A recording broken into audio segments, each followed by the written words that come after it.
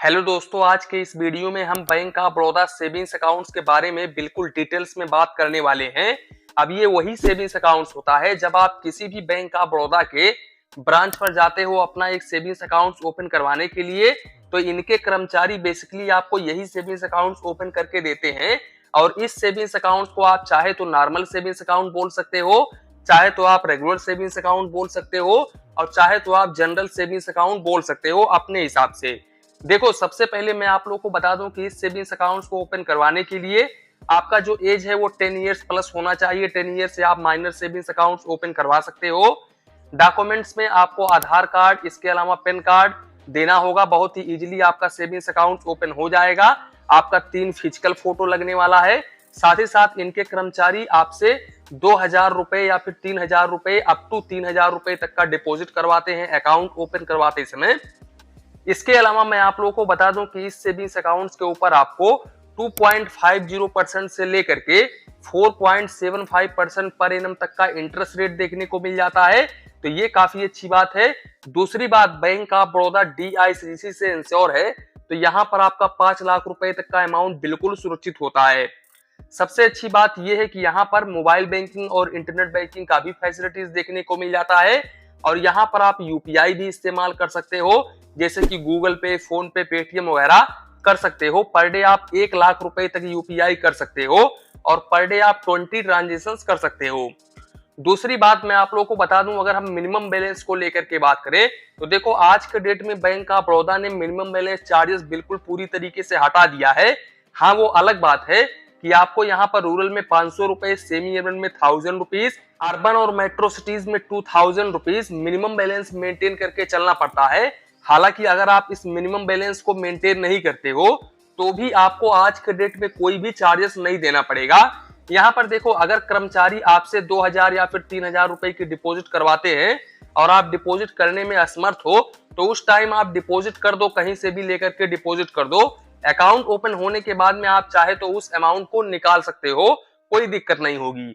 दूसरी बात, इस सेविंग्स अकाउंट्स के ऊपर आपको 30 पेज का चेकबुक पर फाइनेंशियल ईयर बिल्कुल फ्री ऑफ कॉस्ट में देखने को मिलता है।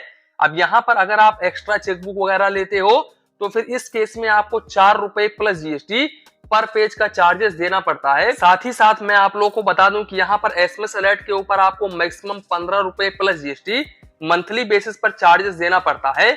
अब वो डिपेंड करता है कि आपके पास में कितना SMS आता है, उसी के अकॉर्डिंग आपको चार्जेस देना पड़ता है।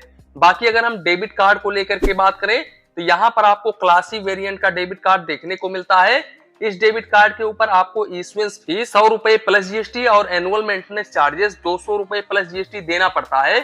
इसके अलावा इस डेबिट कार्ड से आप बैंक ऑफ बड़ौदा के ओन बैंक के ATM से एक महीने में 5 फाइनेंशियल और नॉन फाइनेंशियल ट्रांजेक्शन कर सकते हो, यानी कि आप 5 लेन देन एक महीने में कर सकते हो।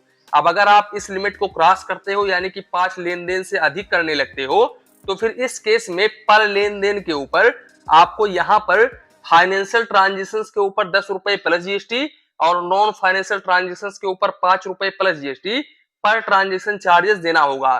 वहीं पर इस डेबिट कार्ड से अगर आप दूसरे बैंक के ATM से ट्रांजेक्शंस करते हो, यानी कि लेन देन करते हो, चाहे तो वो आप पैसे निकालो, चाहे तो आप बैंक बैलेंस इंक्वायरी वगैरह करो, यानी कि कुछ भी आप दूसरे बैंक के ATM से करते हो, जैसे कि ICICI बैंक या फिर HDFC बैंक के ATM से करते हो, बैंक ऑफ बड़ौदा का ATM कार्ड ले जाकर के, तो फिर इस केस में आप एक महीने में 5 फाइनेंशियल और नॉन फाइनेंशियल ट्रांजेक्शन कर सकते हो, और मेट्रो सिटी से एक महीने में 3 फाइनेंशियल और नॉन फाइनेंशियल ट्रांजेक्शन कर सकते हो। अब अगर आप इस लिमिट को क्रॉस करते हो तो फिर इस केस में आपको फाइनेंशियल ट्रांजेक्शंस के ऊपर 23 रुपए प्लस GST और नॉन फाइनेंशियल ट्रांजेक्शंस के ऊपर 11 रुपए plus GST per transaction charges देना पड़ता है। सबसे अच्छी बात यह है कि इस डेबिट कार्ड से आप पर डे 25,000 रुपए निकाल सकते हो और 50,000 रुपए तक ऑनलाइन ट्रांजेक्शन कर सकते हो। इसके अलावा मैं आप लोगों को बता दूं, अगर आप इस डेबिट कार्ड को ले जाकर के किसी भी ATM मशीन से पैसे वगैरह निकालते हो और अगर उस वक्त आपके अकाउंट में बैलेंस ना होने की वजह से आपका जो ट्रांजेक्शन है वो डिक्लाइन हो जाता है, तो फिर इस केस में आपको 20 रुपए plus GST per transaction charges देना पड़ता है। साथ ही साथ अगर आप डुप्लीकेट पासबुक वगैरह लेते हो तो फिर इस केस में आपको 100 रुपए प्लस GST डुप्लीकेट पासबुक के ऊपर चार्जेस देना पड़ता है। बाकी इस सेविंग्स अकाउंट्स के ऊपर एनईएफटी, आरटीजीएस, आईएमपीएस भी आपको देखने को मिल जाता है। आप यहाँ पर एनईएफटी, आरटीजीएस, आईएमपीएस अनलिमिटेड कर सकते हो। लेकिन एक बात का आप ध्यान रखो कि इस सेविंग्स अकाउंट्स के ऊपर कमर्शियल ट्रांजेक्शंस बिल्कुल भी अलाउड नहीं होता है। अगर आप कमर्शियल ट्रांजेक्शंस करते हो और अगर बैंक नोटिस करता है कि आप कमर्शियल ट्रांजेक्शंस कर रहे हो, तो फिर इस केस में आपका जो सेविंग्स अकाउंट है वो फ्रीज भी हो सकता है।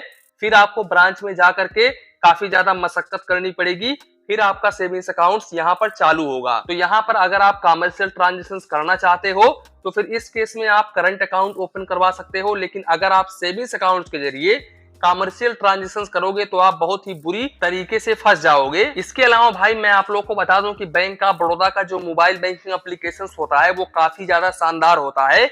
यहाँ पर आपको लगभग सारे के सारे फीचर्स देखने को मिल जाते हैं और यहाँ पर आपको एडवांस लेवल के फीचर्स देखने को मिलते हैं। हालांकि प्राइवेट बैंकों के मोबाइल बैंकिंग के जैसा आपको अनुभव बिल्कुल भी देखने को नहीं मिलता है, लेकिन जितना भी आपको फीचर्स देखने को मिलता है वो काफी अच्छा फीचर्स होता है। यहाँ पर आप जैसे कि फंड ट्रांसफर, इसके अलावा मोबाइल रिचार्ज वगैरह कर सकते हो, डीटीएच रिचार्ज, बिल पेमेंट वगैरह कर सकते हो, डेबिट कार्ड को कंट्रोल कर सकते हो, अकाउंट को कंट्रोल कर सकते हो। यानी कि सारे के सारे फीचर्स आपको इस मोबाइल बैंकिंग एप्लीकेशंस में देखने को मिल जाते हैं। तो आप यहाँ पर चाहे तो आप बैंक ऑफ बड़ौदा में सेविंग्स अकाउंट्स ओपन करवा सकते हो। तो दोस्तों कुल मिलाकर के यही था वीडियो। यहीं पर वीडियो को समाप्त करते हैं। वीडियो पसंद आया हो तो प्लीज वीडियो को एक लाइक करिए और अपने चैनल फाइनेंस बैंकिंग को सब्सक्राइब करिए। मन में कुछ डाउट हो, कंफ्यूजन हो तो प्लीज कमेंट करिए। धन्यवाद, मिलते हैं नेक्स्ट वीडियो में।